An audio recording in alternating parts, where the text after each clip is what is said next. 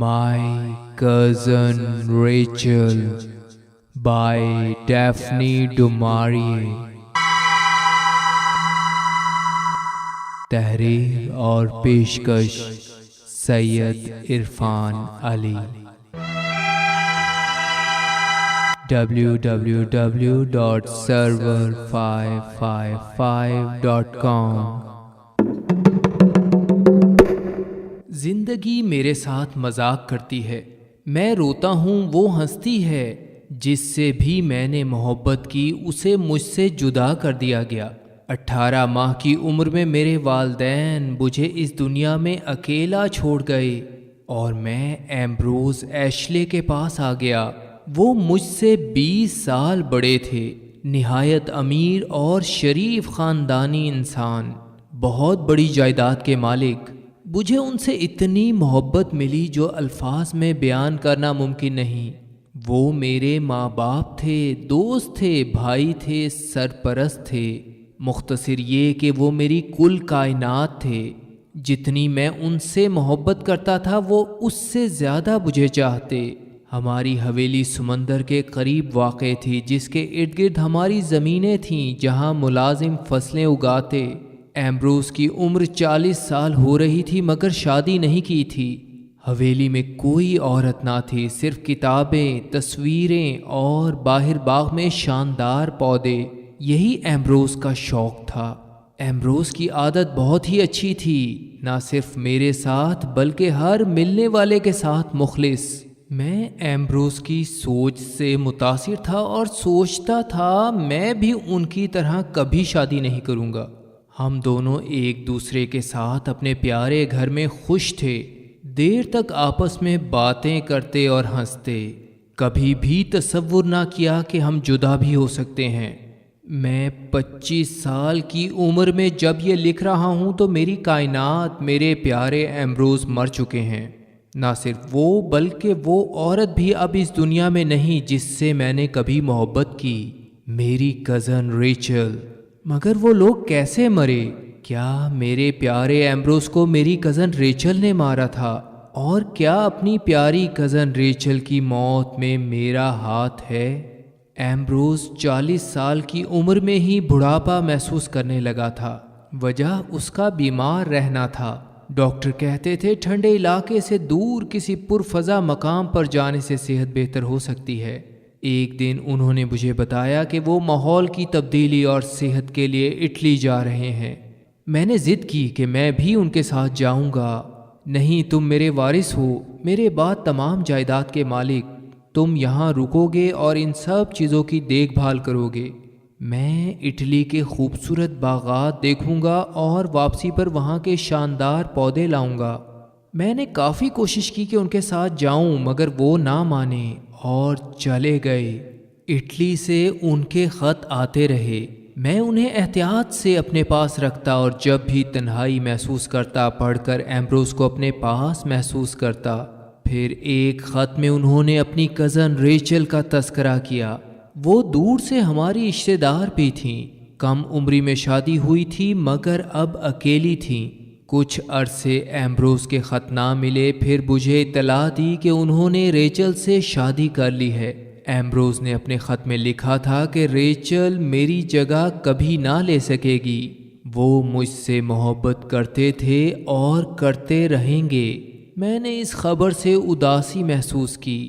نک کینڈل جو میرے اور ایمبروز کے بزرگ تھے انہیں شادی کا بتایا تو انہوں نے مجھے مشورہ دیا کہ اب مجھے علیحدہ گھر میں رہنا چاہیے اور شادی کر لینی چاہیے کیونکہ ایمبروز اپنی بیوی اور بچوں کے ساتھ اس حویلی میں رہیں گے جہاں میں اور ایمبروز نے زندگی کے بہترین دن گزارے تھے. نک کینڈل کی بیٹی لوئس بھی شادی کا سن کر خوش تھی اور حویلی میں نئے پردے اور نئے ساز و سامان کا سوچ رہی تھی. حقیقت میں مجھے ریچل سے حسد ہو رہا تھا. ایمبروز میرے تھے اور اب ریچل اس گھر میں رہے گی اور مجھے جانا پڑے گا. وہ ایمبروز کی اپنی تھی اور میں غیر. میں اپنے ذہن میں اس کی تصویریں بناتا، بری تصویریں. لیکن یہ اچھی بات ہوئی کہ ایمبروز کافی عرصے واپس نہ آئے. وہ وہاں خوش تھے. پھر ایک دن ان کا خط ملا جس سے پریشانی نظر آتی تھی۔ فلپ، میرے سر میں شدید درد ہونے لگا ہے، پہلے یہ کبھی نہیں ہوا تھا۔ سورج کی روشنی میرے سر درد میں اضافہ کرتی ہے۔ فلپ، مجھے تم بہت یاد آ رہے ہو، کاش ہم قریب ہوتے اور دیر تک باتیں کرتے۔ میں سخت پریشان تھا۔ نک کینڈل کو یہ خط دکھایا۔ انہوں نے کہا کہ ایمبروز کے والد کو بھی دماغی بیماری تھی، شاید ایمبروز بھی ویسی ہی بیماری میں مبتلا ہو گئے ہوں۔ میں نے فوراً اٹلی جانے کا ارادہ کیا۔ جولائی میں سفر شروع کیا، اگست میں اٹلی پہنچ گیا۔ ریچل کے گھر ولا سانگالیٹی میں ملازم کو جب معلوم ہوا کہ ایمبروز کا رشتہ دار ہوں تو اس نے بتایا کہ ایمبروز دنیا سے رخصت ہو چکے ہیں اور ان کی بیوی وہاں سے جا چکی ہیں۔ آئیں میں آپ کو ایمبروز کا کمرہ دکھاؤں۔ میرے دماغ کی عجیب حالت تھی۔ میرے پیارے ایمبروز مجھے چھوڑ کر چلے گئے۔ سانگالیٹی کا خوبصورت ماحول، باغ، فوارہ، کچھ بھی مجھے اچھا نہیں لگ رہا تھا۔ ملازم نے بتایا آخری وقت میں انہیں بخار تھا، سخت بخار، شدید سر درد، شاید وہ پاگل ہو چکے تھے۔ بخار اور شدید سر درد سے بلند آواز میں چیختے۔ ڈاکٹروں نے علاج کیا مگر بے سود، مگر مرنے کے بعد پرسکون لگ رہے تھے۔ ان کا سامان مالکن ساتھ لے گئی ہیں۔ رینالڈی ریچل کی جائیداد کی دیکھ بھال کرتے تھے۔ میں ان سے ملا۔ انہوں نے بتایا کہ ریچل شوہر کی وفات پر پریشان تھیں، اسی لیے وہاں سے چلی گئیں۔ ایمبروز کے دماغ میں رسولی تھی، ڈاکٹروں نے بہت علاج کیا۔ نک کینڈل کے پاس وصیت بھیج دی گئی ہے۔ بیماری کی وجہ سے ذہنی حالت ان کی خراب تھی، اسی لیے شاید ریچل کو اپنا دشمن سمجھتے رہے۔ مجھے افسوس بھی تھا اور غصہ بھی۔ میرے پیارے ایمبروز مر گئے اور ریچل کچھ بھی نہ کر سکی۔ کیا اس کی وجہ سے ایمبروز مرے؟ واپس انگلینڈ آیا تو معلوم ہوا کہ 25 سال کی عمر میں تمام جائیداد کا میں مالک ہو جاؤں گا، جب تک نک کینڈل کو جائیداد امانتاً دے دی گئی تھی۔ ریچل کو جائیداد نہیں دی گئی تھی۔ کچھ دن بعد معلوم ہوا کہ میری کزن ریچل وہاں آ رہی ہے۔ میں خود بھی اس سے ملنے کا خواہش مند تھا۔ میرے پیارے ایمبروز کی موت کی وجہ کزن ریچل وہاں آ رہی تھی۔ میں نے سوچا اس سے اچھے طریقے سے ملوں گا، پھر ایمبروز کی موت کی وجہ معلوم کرنے کی کوشش کروں گا۔ میں نے ایمبروز کی تصویر کی طرف نظر ڈالی، وہ بالکل میری طرح کے لگ رہے تھے۔ کزن ریچل اپنے ساتھ ایمبروز کا سامان لائی تھی۔ میں دیر تک ادھر ادھر گھومتا رہا، تھک گیا تو واپس حویلی آیا۔ ریچل کے کمرے میں گیا۔ اندر آ جائیں۔ میں تھکی ہوئی تھی اس لیے نیچے نہیں آئی۔ شکریہ، آپ نے مجھے یہاں بلایا۔ یہاں آتے ہوئے عجیب احساسات تھے۔ ایمبروز اور میں اکثر یہاں کی باتیں کرتے، وہ مجھے باغات کے بارے میں بتاتے۔ شاید یہ وہی کمرہ ہوتا جہاں ہم رہتے۔ چائے آ گئی۔ ریچل نے پوچھا کتنی چینی؟ بہت خوبصورت برتن ہیں، اگر آپ چاہیں تو سگریٹ پی سکتے ہیں۔ مگر خواتین عموماً پسند نہیں کرتی۔ نہیں، آپ پی سکتے ہیں، آتش دان سے سگریٹ جلا لیں۔ میں سگریٹ پیتے ہوئے سوچ رہا تھا کہ یہ میری سوچوں سے بالکل مختلف ہے۔ کمزور عورت، یہ ایمبروز کو کیسے مار سکتی تھی؟ صبح اس نے باغ میں ان پودوں کو لگانا شروع کیا جو ایمبروز نے خریدے تھے۔ فلپ، میری پہلی شادی ہوئی تو میں خوش نہ تھی، اس لیے باغ اور پودوں میں سکون تلاش کیا۔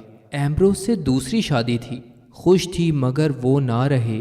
میں نے اسے خط کے بارے میں بتایا، وہ بہت پریشان ہو گئی۔ کتنی پتلی دبلی تھی وہ، مگر آنکھیں کس قدر بڑی۔ بولی خط میں میرے بارے میں برائیاں لکھی ہیں، مجھے یہاں سے چلے جانا چاہیے۔ میں نے کہا پہلے میں آپ سے نفرت کرتا تھا مگر آپ سے ملنے کے بعد سوچ تبدیل ہو گئی۔ وہ رو رہی تھی۔ دیکھو فلپ، انہوں نے مجھے پسند کیا، بہت پسند کیا، پھر دماغ کی بیماری کی وجہ سے پریشان رہنے لگے، مگر ایک اور وجہ بھی تھی، وہ تم سے بہت محبت کرتے تھے، مجھ سے بھی زیادہ۔ میں نے کزن ریچل سے کہا لوگ برا منائیں گے، آپ یہاں سے نہ جائیں، بلکہ باغ کو آپ کی ضرورت ہے۔ کہنے لگی تم بالکل ایمبروز کی طرح ہو۔ کتنے غور سے وہ میری آنکھوں کو دیکھ رہی تھی، شاید میرے دل و دماغ کی سوچیں پڑھ رہی تھی۔ لوگ ریچل سے ملتے اور اس کی تعریف کرتے، مگر لوئیز ریچل کو پسند نہ کرتی۔ ریچل سمجھ رہی تھی کہ میں لوئیز سے شادی کروں گا۔ میں نے کہا کہ میرا کسی سے بھی شادی کا ارادہ نہیں۔ میں نے ریچل سے ایک بار پھر کہا کہ اسے یہاں رہنا چاہیے، لوگوں سے ملنا چاہیے، یہاں کرنے کے بہت سے کام ہیں جن سے وہ مصروف رہ سکتی ہے۔ ریچل نے اٹلی سے بہت سے پودے منگوائے اور باغ میں خوبصورتی سے لگوائے۔ میرا ارادہ تھا کہ انہیں کچھ رقم دی جائے۔ نک کینڈل سے درخواست کی کہ وہ رقم ریچل کو دیں مگر میرا نہ بتائیں، مگر ریچل کو اس بات کا علم ہو گیا، سخت ناراض ہوئی۔ میں نے کہا اگر ایمبروز زندہ ہوتے تو کیا آپ کو رقم نہ دیتے؟ ناراضگی ختم ہو گئی، اب وہ رو رہی تھی۔ دوسرے دن اس نے غصہ کرنے کی معافی مانگی اور شکریہ ادا کیا۔ رقم میں نے لے تو لی مگر میں جلد واپس جانا چاہتی ہوں۔ اگر ایمبروز زندہ ہوتے تو کیا آپ کو واپس جانے دیتے؟ وہ احسان مند تھی۔ ٹھیک ہے، میں کچھ عرصے اور یہاں رہوں گی۔ مجھے محبت بھری نظروں سے دیکھا، دونوں ہاتھوں سے میرے چہرے کو پکڑا، پیار کیا اور چلی گئی۔ میری ایسی حالت تھی جیسے خواب دیکھ رہا ہوں۔ باہر گیا تو ریچل کے لکھے گئے 2 خط نظر آئے۔ ایک نک کینڈل کو لکھا گیا تھا جبکہ دوسرا اٹلی بھیجا گیا تھا رائنالڈی کے نام۔ میں سوچ رہا تھا ریچل نے خط میں کیا لکھا ہوگا۔ مہینے گزرتے رہے، ریچل کو سب پسند کر رہے تھے، مجھے بھی اچھا لگ رہا تھا کہ وہ وہاں ہے۔ پھر ایک روز ایمبروز کا سامان کھولا گیا، وہ میرے کندھے پر سر رکھ کر رو رہی تھی۔ فلپ، ہم دونوں اسے چاہتے تھے۔ ایمبروز کی ایک کتاب سے کاغذ گرا، ایمبروز کا خط تھا جس میں ریچل کی فضول خرچیوں کا تذکرہ تھا۔ ریچل نے خط پڑھنا چاہا مگر میں نے آگ میں جلا دیا۔ میں جانتا تھا کہ وہ واقعی فضول خرچ ہے، نئے پردے، نئے کپڑے، قیمتی چیزوں کی خریداری۔ میں نے بھی اسے کہا کہ اس قدر مہنگی چیزیں نہیں خریدنی چاہیے تو اس نے ہنس کر بات ٹال دی۔ ریچل نے بتایا کہ شادی کے کچھ عرصے تک ایمبروز بہت خوش رہے، پھر بیمار ہونے کے بعد کنجوسی شروع کر دی۔ میں نے رقم رائنالڈی سے لے کر اخراجات پورے کیے تو سخت غصے ہوئے، بلکہ یہاں تک کہہ دیا کہ اب وہ گھر میں نہ آئے۔ وہ سخت تکلیف میں بھی تھے اور پریشان بھی، سخت سر درد ہوتا تھا انہیں۔ آدمی کس قدر تبدیل ہو جاتے ہیں۔ فلپ، مجھے ڈر ہے تم بھی ایک روز کہیں تبدیل نہ ہو جاؤ۔ نہیں، ایسا کبھی نہیں ہوگا، میں بولا۔ ایمبروز، میں اور ریچل، ہم تینوں ایک دوسرے کو پسند کرتے ہیں۔ میں محسوس کر رہا تھا کہ ریچل مجھے اچھی لگنے لگی ہے۔ میں اس سے محبت کر رہا تھا اور وہ ایمبروز کی تعریفیں کر رہی تھی۔ ایمبروز سے حسد محسوس ہوا۔ پہلی مرتبہ کوئی عورت اس گھر میں آئی تھی، اس کے ساتھ رہنا، اس سے باتیں کرنا کس قدر اچھا لگتا تھا، بلکہ جو چیزیں پہلے بری لگتی تھیں اس کے پاس ہونے پر وہ بھی اچھی لگنے لگتیں۔ جب وہ آتی تو ہر طرف خوشیاں بکھر جاتی اور اس کے جانے پر اداسی چھانے لگتی۔ میں سوچتا، حسین ریچل اگر چلی گئی تو میں کیا کروں گا؟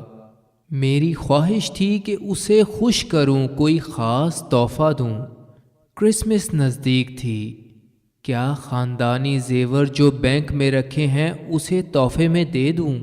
مگر وہ تو کچھ ماہ بعد، میری سالگرہ کے بعد میری ملکیت ہونے تھے۔ میری ماں نے شادی کے روز وہ پہنے تھے اور میری خواہش تھی کہ اب ریچل وہ پہنے۔ بینک سے اپنی ضمانت پر وہ گھر لے آیا۔ کرسمس کی دعوت میں سب لوگوں کو بلایا اور اکیلے میں اسے وہ تحفے میں دے دیے۔ وہ اتنی خوش ہوئی کہ زیور پہن کر میرے پاس آئی، کچھ دیر مسکراتی نظروں سے مجھے دیکھتی رہی، پھر پیار کیا۔ میں جتنا خوش تھا وہ مجھے ہی معلوم تھا، لگتا تھا نشے میں ہوں۔ ریچل میرے ساتھ تھی اور تمام لوگ ہمیں دیکھ رہے تھے۔ تحریر اور پیشکش سید عرفان علی۔ www.server555.com۔ دعوت کے بعد نک کینڈل نے اعتراض کیا کہ مجھے زیور بینک سے نکلوا کر ریچل کو نہیں دینے چاہیے تھے۔ دراصل اسے بینک سے اطلاع ملی تھی کہ ریچل بہت زیادہ رقم وہاں سے نکلوا کر خرچ بھی کر رہی ہے اور اٹلی بھی بھجوا رہی ہے۔ میرے اوپر عشق کا بھوت سوار تھا۔ نک کینڈل سے بولا، آپ کو میرے معاملات میں دخل اندازی نہیں کرنی چاہیے۔ وہ بولے، وہ زیور ابھی تمہاری ملکیت نہیں، مجھے ابھی واپس کرو۔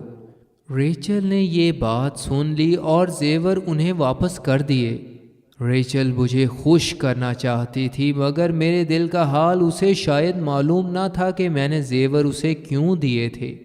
میری خواہش تھی کہ تمام دنیا کی دولت اسے دے کر اس کی محبت حاصل کروں۔ اگرچہ مجھے ایک اور خط ملا جو ایمبروز نے موت سے چند ماہ پہلے لکھا تھا۔ ایمبروز باپ بنا مگر بچہ فوت ہو گیا اور ڈاکٹرز نے کہا کہ ریچل اب کبھی ماں نہیں بنے گی۔ اس کی فضول خرچیاں، رائنالڈی پر شک کہ وہ اور ریچل ایک دوسرے سے محبت کرتے ہیں، اپنے شدید سر درد کے بارے میں لکھا اور اس شک کا بھی اظہار کیا کہ ریچل اور رائنالڈی مل کر اسے مارنا چاہتے ہیں اور زہر دے رہے ہیں۔ اسی لیے اپنی جائیداد ریچل کو دینے کی وصیت لکھنے سے انکار کرنا۔ میں نے سب کچھ پڑھا مگر دماغ محبت کے نشے میں ریچل کے خلاف کوئی بات سننے کے لیے تیار نہ تھا۔ کاش یہ خط مجھے نہ ملتا۔ میری خواہش تھی کہ تمام دنیا ریچل کے حوالے کر دوں۔ چند ماہ بعد تمام جائیداد کا میں مالک ہو جاؤں گا اور پھر اپنی جائیداد ریچل کے نام کر دوں گا۔ اور ایسا ہی کیا، مگر وکیل کے کہنے پر یہ بھی لکھوا دیا کہ اگر وہ کسی اور سے شادی کرے گی تو جائیداد واپس میری ملکیت میں آ جائے گی۔ پھر ایک روز گھر میں رائنالڈی نظر آیا۔ وہ دونوں اکیلے میں دیر تک باتیں کرتے رہے۔ ان کے ہنسنے کی آوازیں میرے دماغ میں طوفان برپا کر دیتیں۔ ریچل نے یہ بات محسوس کی اور کہا کہ وہ میرا پرانا دوست ہے، مگر میں اسے برداشت نہ کر سکا اور کہہ دیا کہ وہ یہاں سے چلا جائے، اور وہ چلا گیا۔ میرا غصہ کم ہوا اور سوچا کہ جائیداد اپنے نام دیکھ کر ریچل کی محبت میں اضافہ ہو جائے گا۔ نک کینڈل کو شاید میرے جذبات کا علم ہو چکا تھا۔ اس نے مجھے کہا کہ ریچل میرے لیے اچھی بیوی ثابت نہیں ہوگی۔ سالگرہ کا دن آ گیا، مگر قدرت میرے ساتھ مذاق کر رہی تھی۔ اپریل فول 1 اپریل کو منایا جاتا ہے اور یہی میری سالگرہ کا دن تھا۔ میں اپنے تمام زیور اور جائیداد اپریل فول کے دن ریچل کے حوالے کر رہا تھا۔ وہ بھی میرے اوپر بہت مہربان تھی۔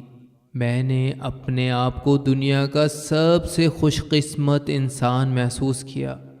دوسرے دن وہ بغیر بتائے گھر سے چلی گئی، کافی دیر باہر رہی۔ واپس آئی تو بولی، فلپ تمہیں لوئس سے شادی کر لینی چاہیے۔ میں نے اس کی بات نظر انداز کر دی اور بولا، ریچل کیا تم مجھ سے شادی کرو گی؟ کچھ دیر حیران پریشان مجھے دیکھتی رہی، پھر بولی، بے وقوفانہ بات نہ کرو فلپ، مگر کل رات کی محبت، وہ ان تحفوں کا شکریہ تھا جو تم نے مجھے دیے، جائیداد اور زیور کا شکریہ۔ میں حیران پریشان کھڑا تھا۔ وہ چلی گئی۔ اپریل فول کے دن مجھے بے وقوف بنایا گیا تھا۔ لوئس کو میری حالت کا علم ہوا تو میری مدد کرنے کا فیصلہ کیا۔ مجھے کہا کہ ریچل صرف میری دولت حاصل کرنا چاہتی تھی۔ ابو سے پوچھنے بھی آئی تھی کہ کیا اب وہ واقعی تمام جائیداد کی مالک ہے۔ لوئس چلی گئی۔ ریچل کا رویہ میرے ساتھ اب دوستانہ نہ تھا، دور دور رہتی، ایک لڑکی کو بھی اپنے ساتھ رکھ لیا۔ میری حالت خراب ہو رہی تھی، دماغ میں شدید درد کی لہریں اٹھ رہی تھیں، کمزوری محسوس کی اور بے ہوش ہو گیا۔ ہوش آیا، دیکھا ریچل قریب ہے، پھر بے ہوش ہو گیا، پھر ہوش آیا تو پتہ چلا کہ 5 ہفتے بے ہوش رہا۔ موت کے منہ سے واپس آیا ہوں۔ اس نے مجھے بتایا کہ اس کی بد ذائقہ دواؤں نے میری جان بچائی۔ اس نے وہ دوائی مجھے پھر پلائی۔ ہم دونوں ایک مرتبہ پھر قریب تھے۔ کچھ دن بعد چلنے کے قابل ہوا تو دیکھا کہ باغ میں وہ پودے موجود تھے جو میں نے اٹلی میں ریچل کے باغ میں دیکھے تھے۔ ایک جگہ بہت گہرا گڑھا کھودا گیا تھا جہاں پودے لگائے جانے تھے۔ مجھے بتایا گیا کہ ریچل واپس اٹلی جا رہی ہے۔ میں نے اس سے کہا کہ ہم تو میاں بیوی ہیں، تم اکیلے کیسے جا سکتی ہو؟ ہماری شادی کب ہوئی؟ وہ بولی، ہاں ضرور میں نے خواب دیکھا ہوگا۔ میں نے اس سے التجائیں کی کہ مجھے چھوڑ کر نہ جائے۔ پھر دماغ میں شدید درد ہوا اور بے ہوش ہو گیا۔ کچھ دن بعد صحت کچھ بہتر ہوئی مگر شدید سر درد محسوس ہوتا۔ ریچل بہت دیر تک گھر سے باہر رہتی۔ ایک دن میں نے اس کا پیچھا کیا اور دیکھا کہ وہ رائنالڈی سے مل رہی ہے۔ جب گھر میں ہم دونوں ملے تو میں نے اسے بتا دیا کہ مجھے معلوم ہے کہ وہ کہاں جاتی ہے۔ ٹھیک ہے، میں رائنالڈی سے ملتی ہوں، بلکہ 2 ہفتوں سے مسلسل مل رہی ہوں۔ وہ یہاں کیوں آیا؟ میں نے اسے بلایا۔ وہ میرا دوست ہے، مجھے اس کے مشوروں کی ضرورت ہے۔ تم اسے یہاں برداشت نہیں کر سکو گے، اسی لیے وہ دوسری جگہ ٹھہرا ہوا ہے۔ کس قسم کے مشورے تم اس سے لیتی ہو؟ اس سے تمہیں کیا مطلب؟ بچوں کی طرح سوال نہ کرو، سمجھنے کی کوشش کرو فلپ۔ وہ پریشان نظر آ رہی تھی، شاید محسوس کر چکی تھی کہ وہ غلطی پر ہے۔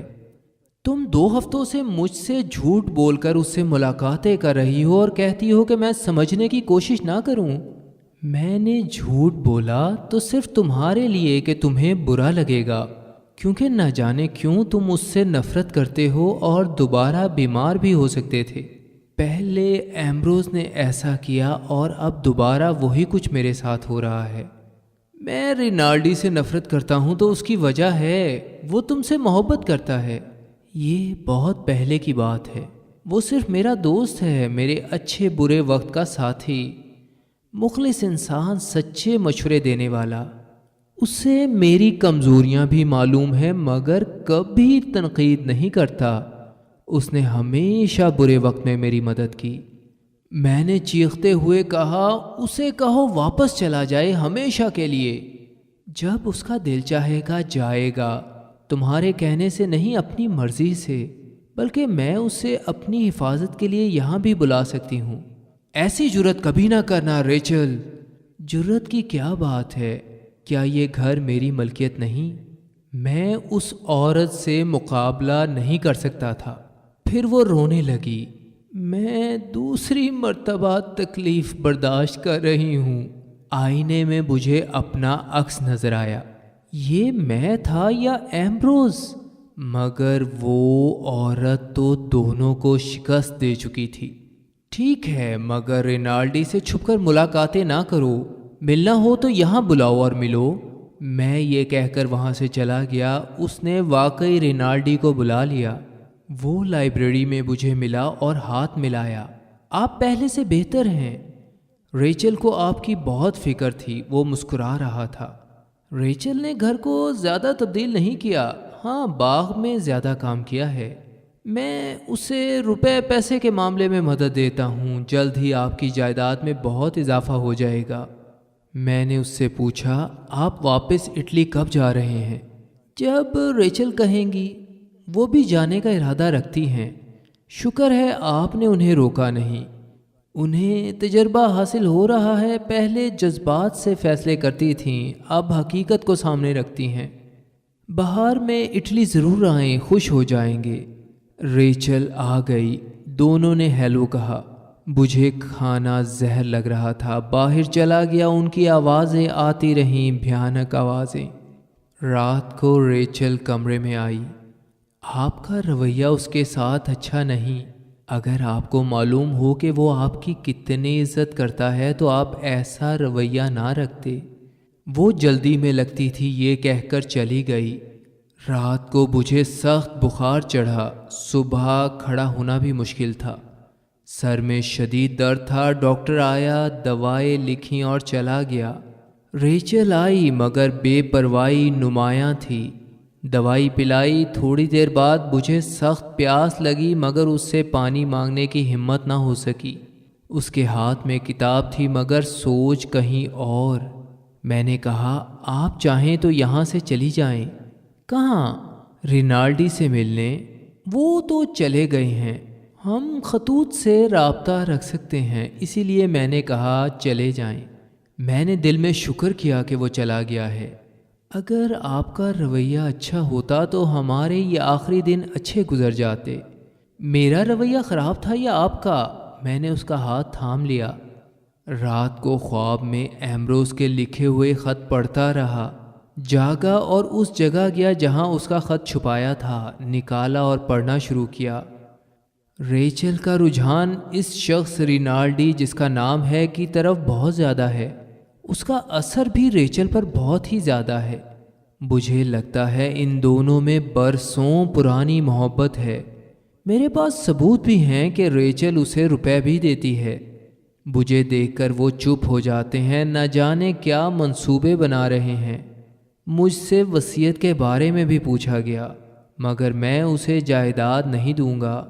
فلپ، یہ تمہاری ہوگی۔ ریچل کی آنکھوں سے اجنبیت نظر آتی ہے، خوف زدہ لگتی ہے، مگر کس سے؟ مجھے بخار ہو رہا ہے، بار بار شدید سر درد کے دورے بھی پڑ رہے ہیں، کھڑا بھی نہیں ہو سکتا، سونا چاہتا ہوں۔ فلپ، میرے پیارے فلپ، دنیا میں سب سے عزیز فلپ، مجھے بتاؤ یہ کیا ہو رہا ہے، میں کیا کروں؟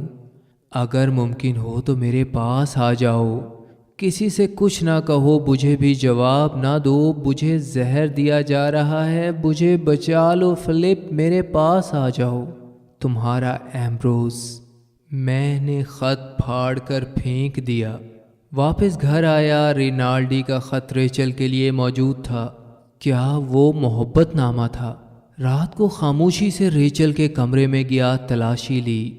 مجھے تلاش تھی رینالڈی کے محبت ناموں کی، مگر ایک لفافے میں وہ چیز موجود تھی جس کا ایمبروز کو خوف تھا۔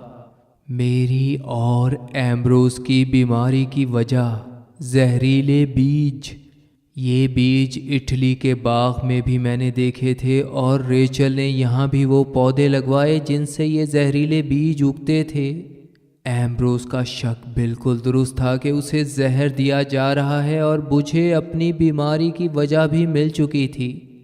میرا بھی وہی انجام ہونے والا تھا جو ایمبروز کا ہوا تھا۔ ایک ملازم آیا اور بتایا کہ نئے باغ میں پودے لگانے کے لیے جو گڑھا کھودا گیا ہے اس کے اوپر عارضی طور پر تختے لگائے گئے ہیں۔ وہاں کسی کو نہ جانے دیا جائے ورنہ انجانے میں وہ گہرے گڑھے میں گر سکتا ہے۔ کچھ دیر بعد لوئیس بھی وہاں آ گئی۔ ریچل نے سب کی دعوت کی، سب سے بہت محبت سے پیش آئی۔ مجھے انہی بیجوں کی دوائی دی، میں نے پینے سے انکار کر دیا۔ ریچل نے کہا لوئیس اور آپ باتیں کریں، میں باغ میں سیر کرنا چاہتی ہوں۔ وہ چلی گئی۔ میں لوئیس کو لے کر ریچل کے کمرے میں گیا، تلاشی لی۔ ایک کاغذ میں بیجوں کے بارے میں معلومات تھیں مگر زہر کا کوئی ذکر نہ تھا۔ رینالڈی کا خط ملا جس میں لکھا تھا کہ اٹلی میں گھر ریچل کے لیے تیار ہے، جب بھی آنا چاہے آ جائے، اور اگر میرے بغیر نہیں رہ سکتی تو مجھے بھی ساتھ لیتی آئے، اگرچہ وہ اس چیز کا مشورہ نہیں دے گا۔ میں تیزی سے تلاش کر رہا تھا اور ثبوت مجھے نہیں مل رہا تھا، اور تلاشی لی تو ایمبروز کی ایک تصویر ملی جس میں چہرے کی تھکن نمایاں تھی۔ تصویر کے نیچے لکھا تھا ریچل کے لیے، صرف اچھے وقت کو یاد رکھنا چاہیے۔ بینک کی رسید ملی جس سے معلوم ہوتا تھا کہ زیور بینک میں واپس رکھوا دیے گئے ہیں۔ لوئس بولی، فلپ، یہاں تو کوئی ثبوت نہیں کہ تمہیں واقعی زہر دیا جا رہا ہے۔ خواہ مخواہ شک نہیں کرنا چاہیے تھا۔ ہم ایک دوسرے کو خاموشی سے دیکھ رہے تھے۔ ہاں تم ٹھیک کہہ رہی ہو، میں نے کہا۔ ہم باہر گئے، آدھا گھنٹہ گزر چکا تھا، ریچل واپس نہیں آئی تھی۔ لوئس، گھنٹی کو بجاؤ، ہمیں لوگوں کی ضرورت ہے۔ یہ کہہ کر میں باغ کی طرف بھاگا۔ جو گہرا گڑھا کھودا گیا تھا اس کے عارضی تختے اینٹوں سمیت نیچے گرے ہوئے تھے، جن کے ساتھ ریچل سخت زخمی حالت میں موجود تھی۔ میں جلدی سے گڑھے میں اترا اور اس کے سرد ہاتھوں کو تھام لیا۔ ریچل، اس نے آنکھیں کھولیں، تکلیف چہرے سے نمایاں تھی۔ میں سمجھا مجھے پہچان رہی ہے، مگر ایک مرتبہ پھر میں ریچل کو سمجھنے میں غلطی کر چکا تھا، کیونکہ اس نے مجھے کہا ایمبروز اور آنکھیں بند کر لیں۔ اس کے ہاتھ میرے ہاتھوں میں تھے، مگر وہ مر چکی تھی۔ www.syedcirfanali.com